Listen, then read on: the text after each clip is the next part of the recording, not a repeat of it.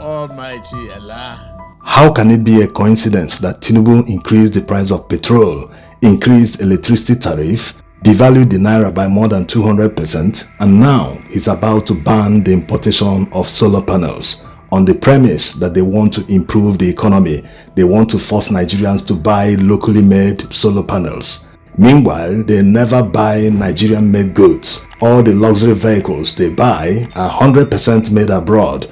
They never patronize all the local manufacturers of cars, whether they are assembling or 100% manufacturing it locally. They never patronize them. When it comes to the masses, they tell you buy Nigerian-made goods. So it's not a coincidence that he's doing all these at the same time, because all these policies are injurious to the Nigerian economy. It doesn't make any sense to cut off all the lifelines that businesses depend on.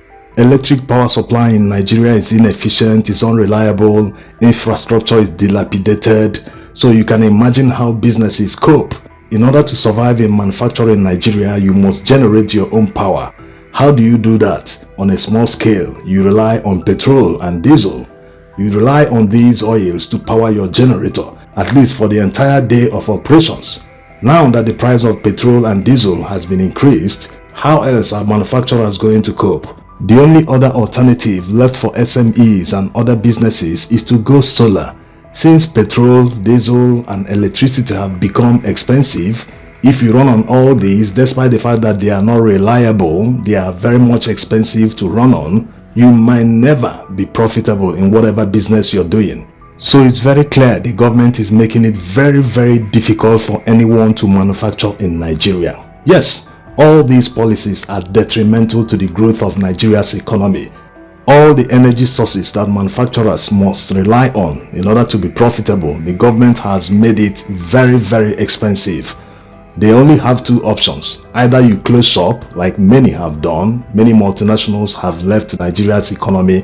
Many already in Nigeria that have nowhere to go, they have closed shop or either operating at less capacity. Despite not making any profit, despite living on the edge, they can't break even. Now, the only other alternative that is somehow less expensive, despite the fact that it is capital intensive, they are now targeting the solar energy. How in the world can all this be a coincidence? No, it is not.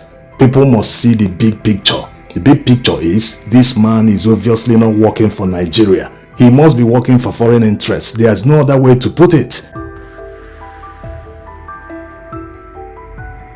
In many developed countries, they subsidize solar energy. They subsidize all green energy, including electric cars. Electric cars are more expensive to manufacture. They subsidize all these in order to make it easy for their people to go green. We are not supposed to go green in Africa because we don't contribute up to 1% of global warming, of greenhouse gas emissions. Yes, we have abundant sun in Africa, but going solar is actually very capital intensive. If the people don't receive any form of subsidy, encouragement to go solar, they shouldn't bother with it. That's if there is reliable electric power supply. In our case in Nigeria, it is virtually non-existent. Power can be cut anytime, restored anytime without notice. In fact, if you're a business and hope to rely on public power supply, then your business will fail. That's why many businesses, no matter how small, must have at least a small power generating set. This power generating set, of course, relies on petrol or diesel to run.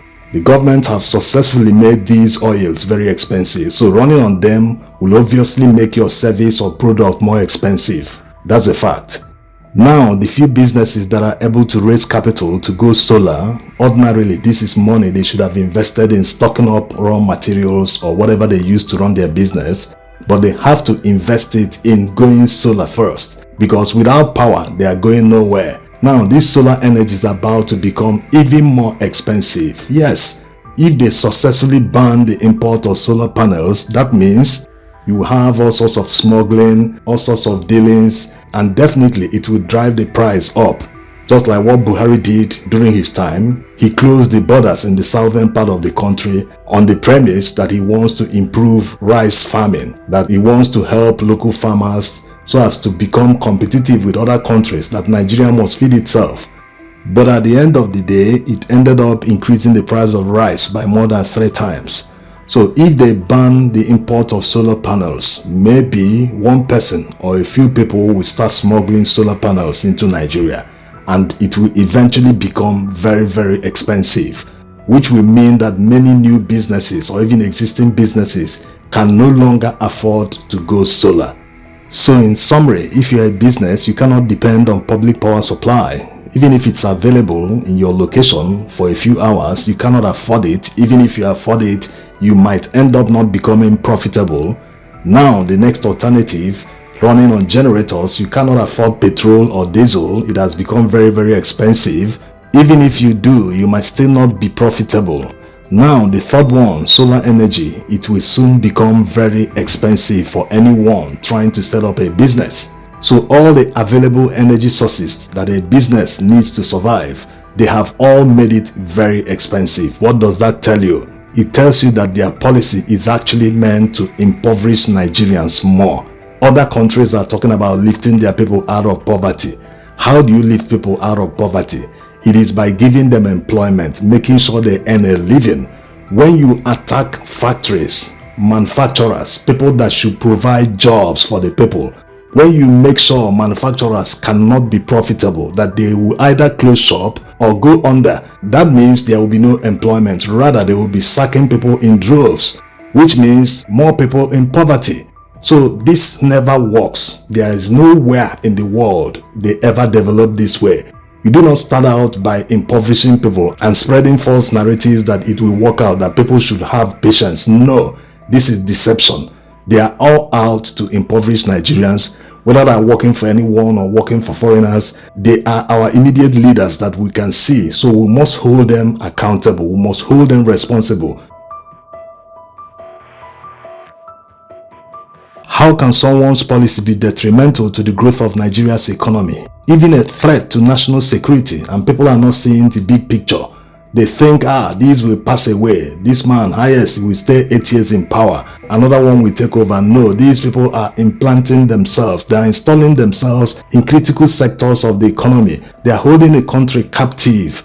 And if Nigerians don't do anything about it, we might not get out of the woods even in 50 years. Yes, it's that serious. They are also busy making it legally impossible for you to remove them from where they've put themselves. Yes, many people are not seeing this. Look at what is happening in Rivers State. PDP governors said they will challenge it at the Supreme Court, but you will hear what the Supreme Court will say when they come. They wouldn't even focus on the substantive matter. They will just base their decisions on technicalities as usual. They will start asking them, prove to us why you are hurt by what happened in Rivers State. Are you from Rivers? Are you the governor? Are you this or that? This is what you will hear when they go to court. So effectively, they will legalize what they did in Rivers, despite the fact that it doesn't exist in the constitution. There is no room for sole administrator. Nothing, everything they did, including what the National Assembly did, instead of achieving two-thirds to decide the state of emergency in Rivers State, they conducted it based on voice vote. In conclusion, having access to electric power supply is a basic human right. In Nigeria of yesteryears, the days of NEPA, Nigerian government owned NEPA 100%. This was before privatization. Now that it has been privatized and you have many discos around the country, they are still not doing better than the old NEPA. Why would the government now prevent or make policies that will inhibit people from gaining access to electric power supply? Some might argue that the government is not actually preventing people from having access to electric power supply, that they are trying to run it as a business. That's why they increase the tariff. So if anyone wants access, despite the fact that it's not even available, the person just needs to afford it and buy electricity and use. Now, that's by the side. What about petrol, the next alternative after public power supply? Why have the government made it very expensive for people to afford? Also, the same argument might apply that they are trying to run NNPC and other subsidiaries as a business. If you can't afford it, find alternatives. The next alternative, solar power, now they are about to make it expensive. This argument wouldn't hold here because they are not running any business. Importation of solar panels and other related equipment are done by merchants who are not working for the government. They are private individuals or companies. They are just running business, trying to earn a living. So why should the government block that access to electricity? It doesn't make any sense, only to serve the people they are serving. Meanwhile, we have some companies manufacturing solar panels in Nigeria. Yes, they exist, but their efficiency is still not there. Despite the fact that their products are actually more affordable, they are cheaper than imported ones. But Nigerians buy the imported ones because they are much more efficient. So they need to up their technology to at least be competitive with imported products. And besides, it's supposed to be a free market. After all, Nigeria has petrol and other oils in abundance, but they keep importing petrol. This is government supported. Government backs all the people importing petrol. They have never seen any reason to ban importation of petrol.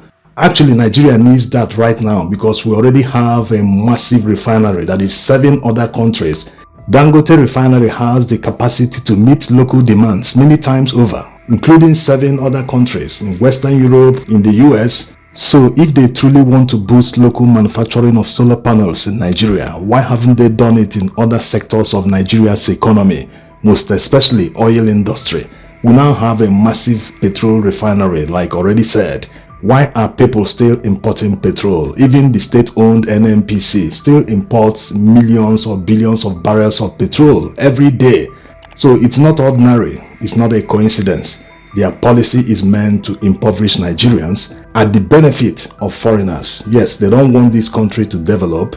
They don't want this massive population filled with massive human resources and natural resources. They don't want all these to be harnessed to become one massive economy that can challenge other world powers. They don't want to see that.